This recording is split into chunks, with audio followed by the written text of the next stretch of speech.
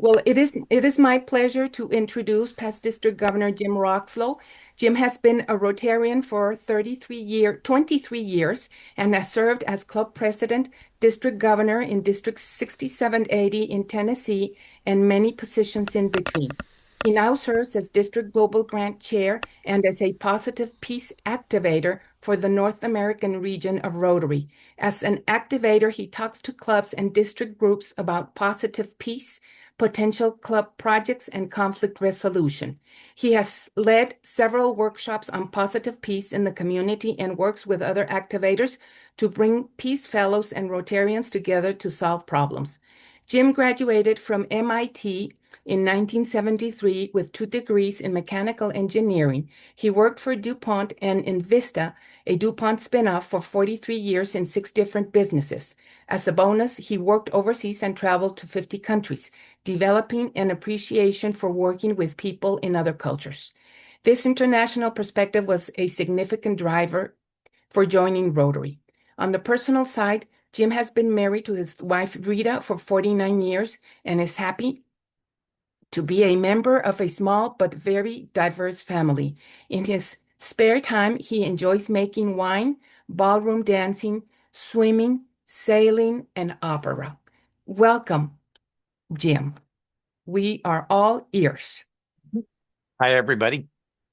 It's good to be here with you, and I'm gonna start by sharing my screen. I think I can do that, and then I'm gonna make it bigger. You can all play with the windows to get it the way you like it on your screen. There we go. Is that big enough for you? Um, okay. Yeah, all of that she said about me, that's all true. I'm a really old guy. I've been around for a long time. Um, and I got involved in peace when we started the Positive Peace Activators. There are a group of people now. There are over 350 Positive Peace Activators around the world. They're some of them Peace Fellows, some of them Rotarians, some of them are neither. Don't have any official association with Rotary at all, except for being a Positive Peace Activator. But they all came with a background in peace and a strong interest in peace. And I like to say we got 350 people and we're going in 100 directions at the same time. And that's one of our unique strengths, that we're working on peace a lot of different ways. And if you want to find somebody to talk about the way you're thinking about it, we got somebody for you somewhere, because we're working on all kinds of ways. Toxic polarization is one that I got involved in because we had a few clubs in my district that had blowups, and they were completely unexpected. And at this point, I can count five in the last maybe 7 years, clubs that have had a significant problem, and they ended up either their club splitting or a lot of people leaving. And it is amazing how fast it happens and how surprised everybody is. And it's all toxic polarization. And when we talk about toxic polarization, we'll usually talk about national things like immigration or something like that. The things that the Republicans and Democrats don't ever agree on. And so uh, what you'll find, though, is in your Rotary Club, that's never what the problem is. It's always something that's a Rotary thing. And you would think, why would you fight about a Rotary thing? Well, we're going to talk about that. It's really easy to do. Okay, so first, I want to. This is what I hope to get through. I want you to be able to recognize what polarization is. There's a difference between good polarization and toxic polarization. Learn how to prepare your club for a blow up, and if that's all you did today, it would be a good thing to do.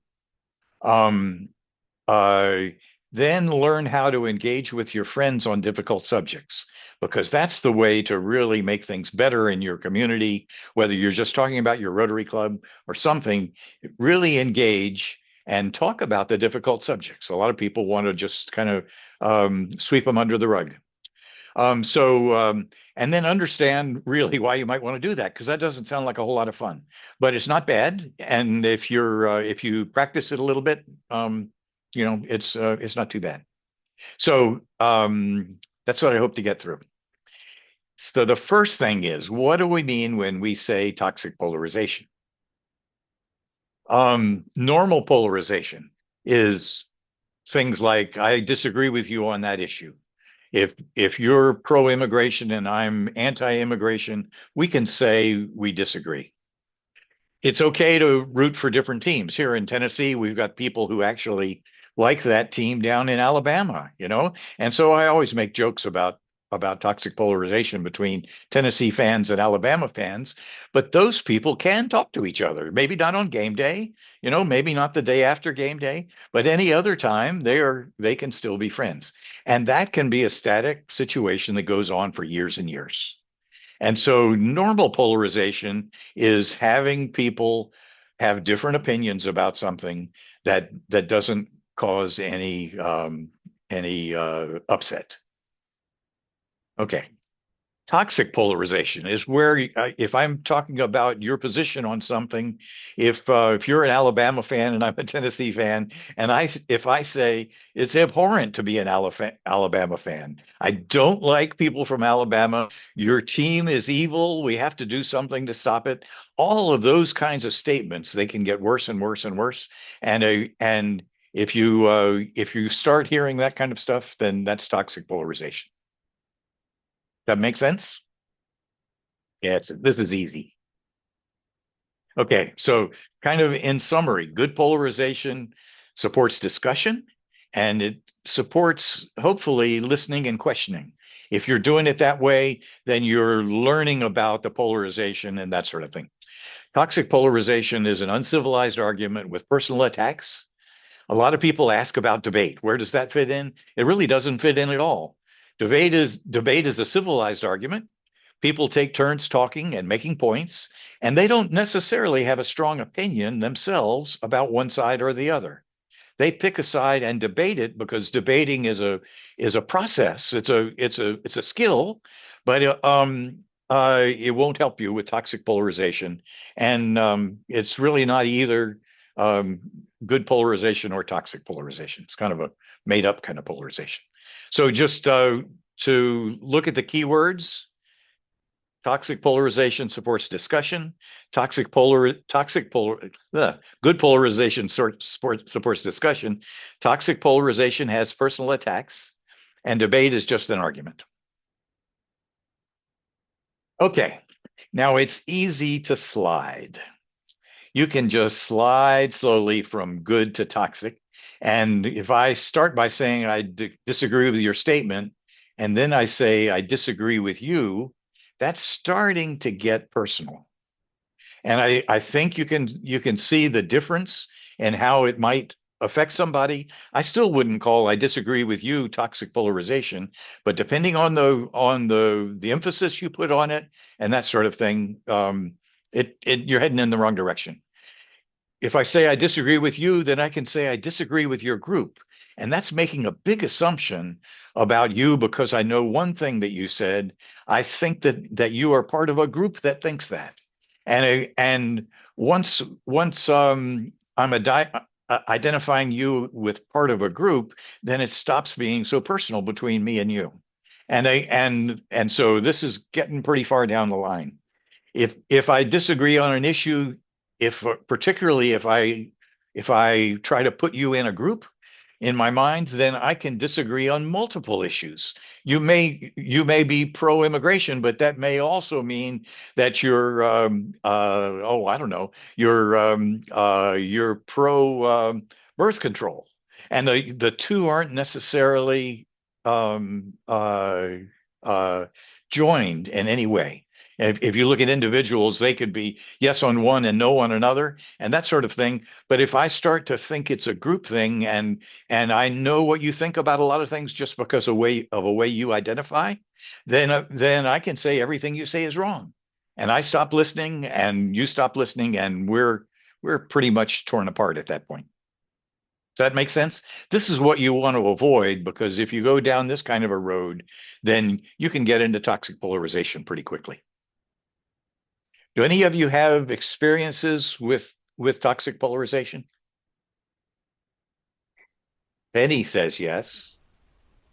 Yes. Okay. You want to say something about it, and maybe you don't. It's okay if you don't. I I think experienced. isn't it where you're identifying a group so then you're kind of dehumanizing people?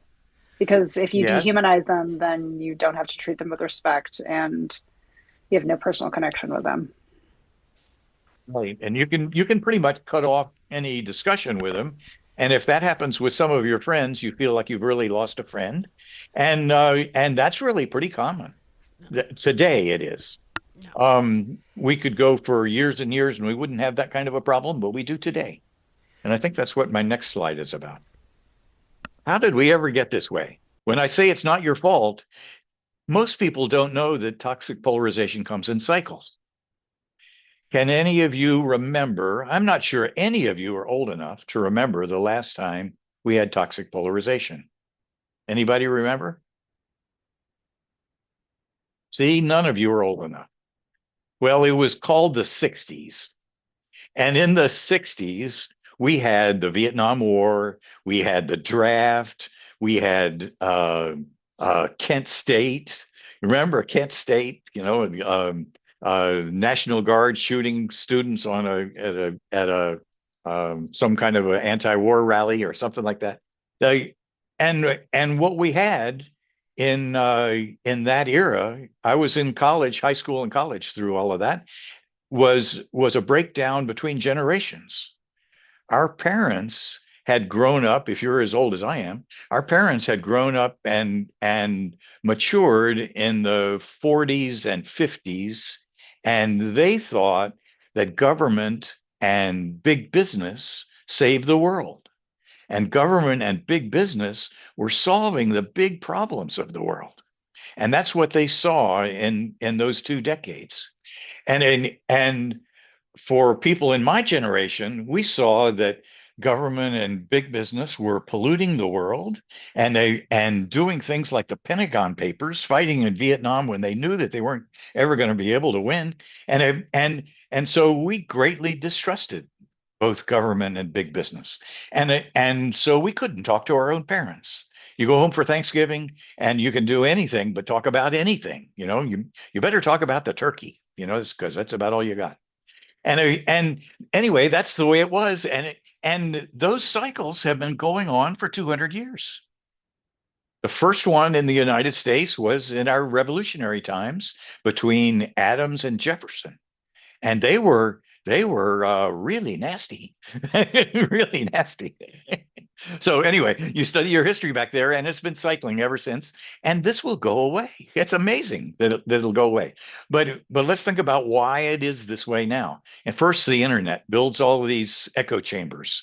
Everybody's in an echo chamber because because inside that chamber, you drive out the people that don't feel the same way, and then you get everybody reinforcing everyone. Even if it's just a little internet group, it'll end up being that way. And a lot of the things now on the internet are driven by influencers. Their job is to talk about whatever it is that gets everybody excited and everybody on the same page. And then you get more ad revenue, from that kind of behavior. So there's a lot of people that are actually doing this stuff on purpose. I mean, they have their reasons for doing it. And anyway, probably none of you know that in 2004, the polling showed that the extremes um, were more valuable than the center. And in the when the when the politicians tacked to the center, they lost more votes than they gained. And that used to be very, very common that the politicians would be out talking about the core principles of their party when they were at things like primaries, because mostly it's only their party people there. But when it got into the last month or two, they called that tacking to the center, and they would talk about the central issues, and the two candidates would debate that sort of stuff. But in 2004 and in every election since then, the people at the extreme are so extreme that they will say, well, I'm not going to vote if that's the way they're going to talk. And so the politicians don't do it anymore. If you watch them, they'll make a few brief statements about the middle, but they won't move to the middle. They'll still be fighting each other at the extremes. And so that makes it harder for anybody to actually be in the middle. So if you have the loudest voices at the extremes, then the people in the middle don't speak up. They're afraid if they say anything, what about us in the middle? They'll get full of arrows from both sides, and so they don't do it. So the last thing, we got toxic language all the time online and in the news. You listen to any US news station, you'll hear toxic speech. And so if you have a difficult conversation, even in your Rotary Club among a group of friends, it's really easy for somebody to fall into that speech pattern because you've heard it, the kind of attack language, that and if you respond that way or the other person responds that way, then bingo, all of a sudden you're having that kind of a conversation. So it's not your fault that it is this way. Here it is. It's not going to be here forever, but there are things you can do to make it better. So that's what I hope I can show you. Any questions about that? When I put this together, I was just amazed at how powerful all of this is. It's mind-boggling that to think that it is going to go away. And I do believe it is. It is going to go away. I'm an optimist, but I think anyway. Okay. Now think about it. Rotary isn't a typical community. Rotary is a club, as a club, is a group of friends. And so as friends, you don't have the same problems, right? Well, maybe because a Rotary Club is also a cross section of the community. And so you have all of those different factors represented in your club. And that's why in a Rotary Club, you can still have toxic polarization. It won't come up as often because you're used to being friends and you're used to having people say, well, we don't have politics. So, blah, blah, blah. We won't talk about that. But the things that end up getting you are not the politics. It's something else. Okay. So should we fight toxic polarization? And this is a valid question. Um, if it was just a couple of years ago, you would have a lot more people saying no. Rotary is a refuge from all of that noise. If we disagree on something, we can change the subject. We can be calm in here. Besides, we have this rule that says no politics in Rotary. So we don't have to worry about it. We're pretty sure that as long as we mind our P's and Q's, then we'll be okay. But I can tell you that it doesn't work because there are a lot of Rotary clubs that have had big blow-ups. On the other side, you can say, if we listen to each other, we'll be better friends. If we practice listening, we can learn to avoid a toxic crisis. And our club can be an example for the community, a place where you can come and actually talk about difficult subjects if you want to. And so I've been proud of our club. We've had speakers who came in and they were so biased and so toxic the way they talked. I thought people were just gonna lynch the poor guy. But no, we were polite and we waited until he left. And a lot of people said, "Boy, I'm glad that's over." And because really, a lot of people were afraid we were going to have a big argument. Not that everybody disagreed with him, but some people violently disagreed with him. So anyway, you do need to be careful, and if you do a little bit of practice, like we're going to talk about, then you might be able to survive this a lot better. Okay, so what are some club action steps? Um, you can agree to avoid personal attacks. If you recognize what a personal attack is, the time when you go from I disagree with your statement to I don't like you, then then you can agree to back down, and you can back your co-members down. It's a lot easier in an in-person um, and an in-person kind of a situation where you got people sitting at tables, and the people at a table are all good friends. And if one of them starts to get in an argument with somebody on the other side of the room, the very best thing that can happen is that the person sitting right next to him tugs on their sleeve and says, "Wait, Joe, remember we said we weren't going to do this." And Joe sits down. Now, steam's still coming out of his ears, but you stopped the argument right in its tracks by getting him to sit down. And if you help your friends back down, then you can come back around and talk about what the problem is without the personal attacks. Maybe not right then, maybe next week, and make sure you're prepared and you've got some way to talk about it. If it's just personal, then you treat it personally, with the people and that sort of thing. That happens a lot. That it has to do more with a personal argument between a couple of people. Okay. Any questions from you? I've got more. Don't worry.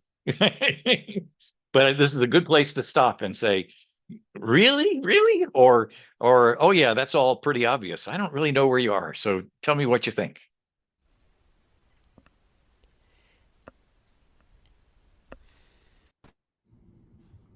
Anybody? I have a question. You think Okay.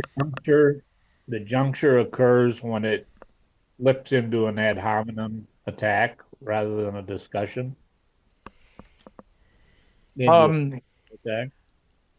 yes, it does start with usually with personal attacks.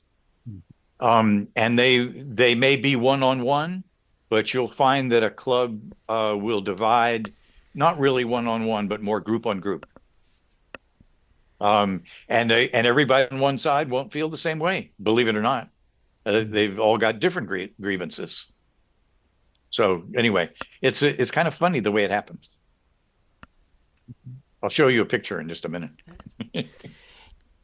Jim, as you've been speaking, I've been thinking about something I heard in another organization that was talking about the difference between listening to understand the other person's point of view versus listening to rebut the other person's point of view. And and we need to focus on understanding, and that may mean biting your tongue a little bit and maybe asking a few more clarifying questions rather than trying to just answer it right away. Right. That's a very good point, and I'll talk some more about it in a little while. It's really personal, this listening to understand.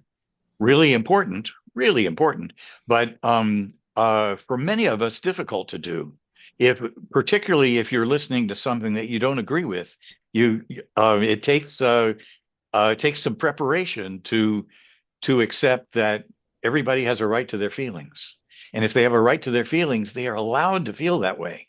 And my desire is not to change their feelings, but to understand their feelings. Where does this come from? Because if I realized that this person feels this way because something his grandmother told him back when he was 6 years old, and it's so deep seated, he is never going to give it up. And okay, I mean, it's there, and you can understand it. And that's really the kind of thing you want to do. And it mostly works one on one. You can't do it even in small groups. You have to do it one on one. Okay. Let me see if I can make you all smaller again.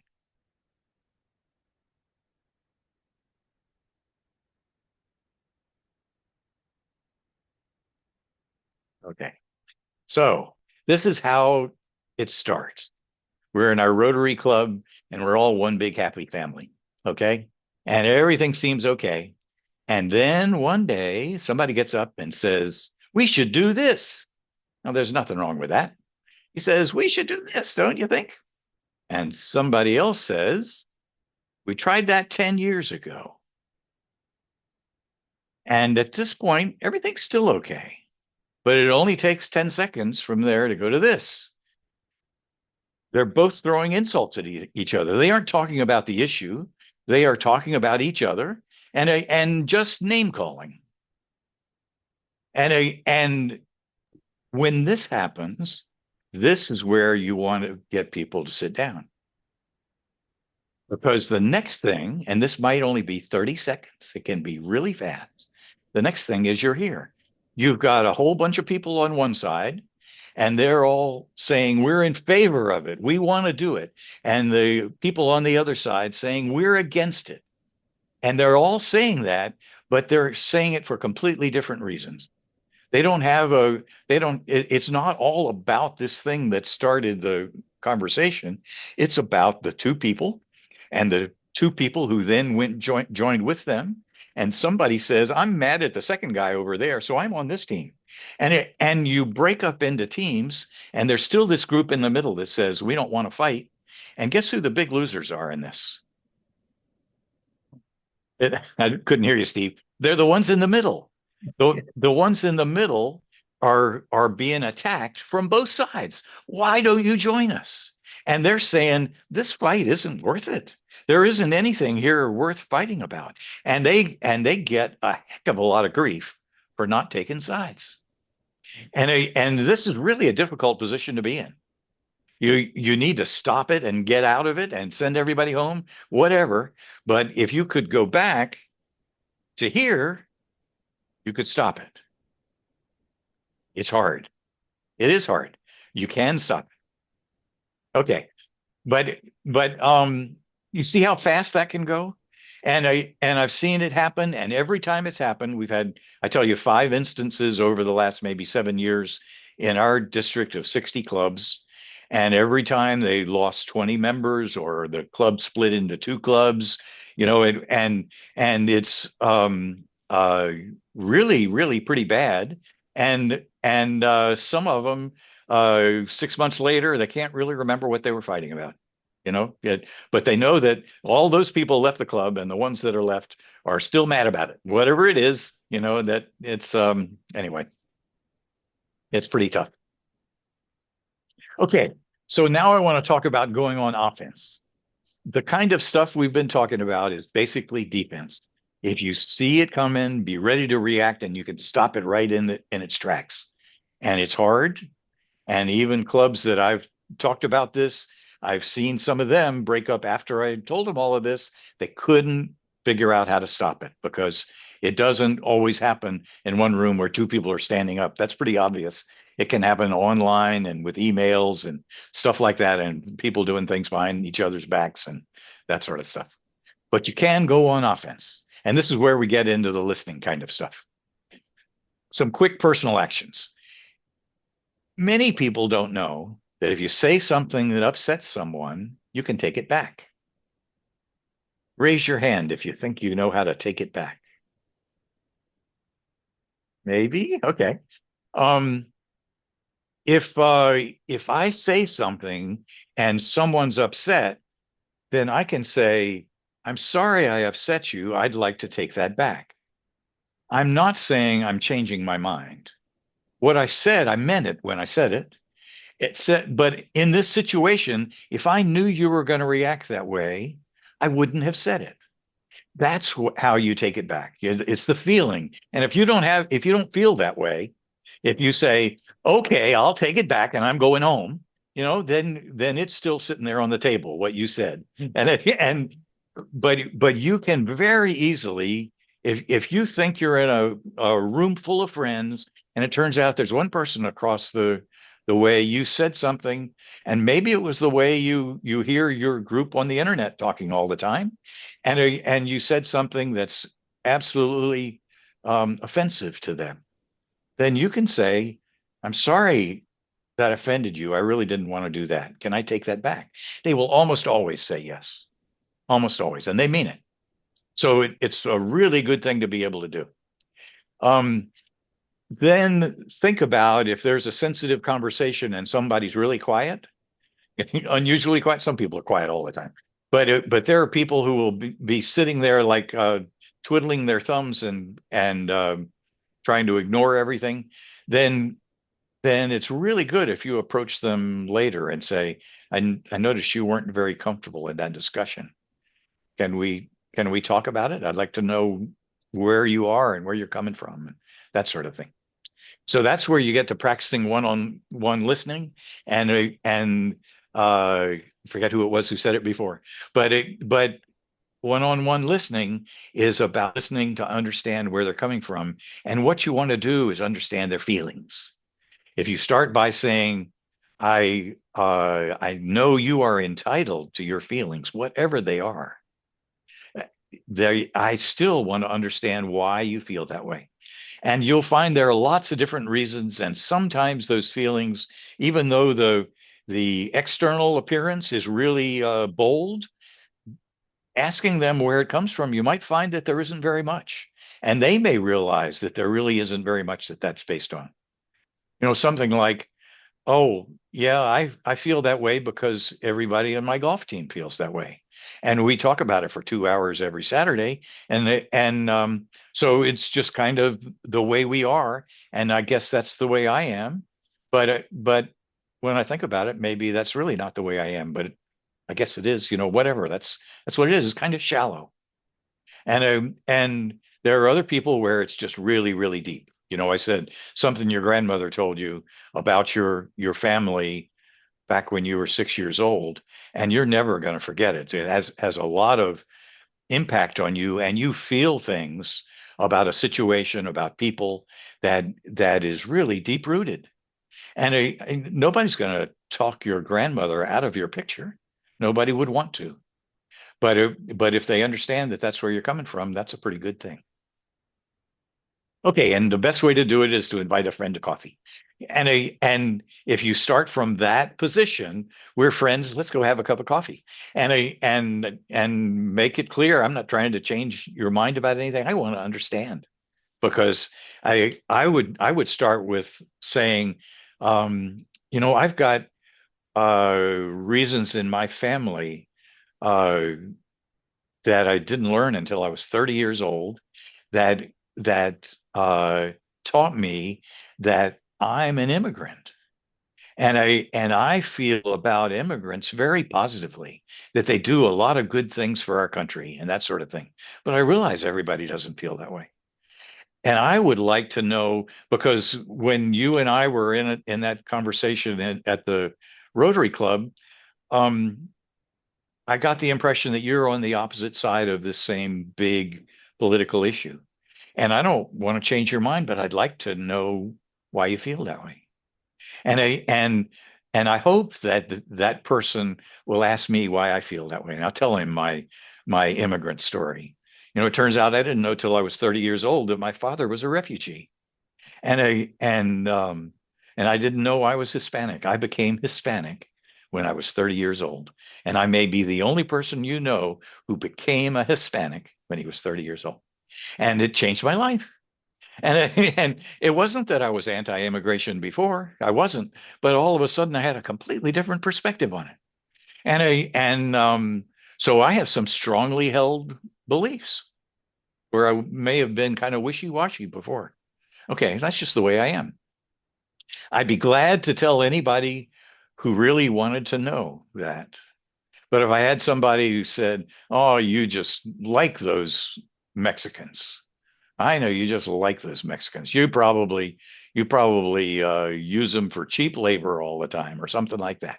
And I'm not going to tell him anything. That's he's not trying to understand me.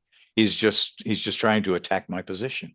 So anyway, it's really important to do this one-on-one listening and to really be honest about trying to get to feelings. Remember, everybody is entitled to their own feelings. If you want to think about that, one of the things I'll point out is that a lot of people die because of their feelings. They're willing to give up their right to life in defense of their feelings. Happens all the time. And so feelings are really important. And some people would say the right to your own feelings is the very most individual human right we have. So we need to respect people's feelings.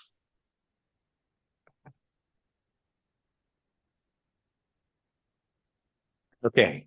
So Group actions. You can take a group pledge to avoid personal attack. That's a good thing to do. And when I've talked to clubs, and I've talked to 20 or 30, I've never had a club say, we're ready to do that right now. I don't know if any of them have done it. Um, if you've got fixed seating, encourage flexible seating so that everyone gets to know everyone else.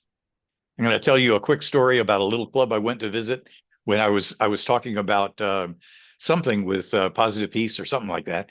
But I went in and I was there early and getting set up and talking to the club president. And they're a small club with about 20 people, and so they got 4 tables, and they're going to have maybe 16 people at the meeting or something like that. And uh, first 3 or 4 men walked in and they sat at one table.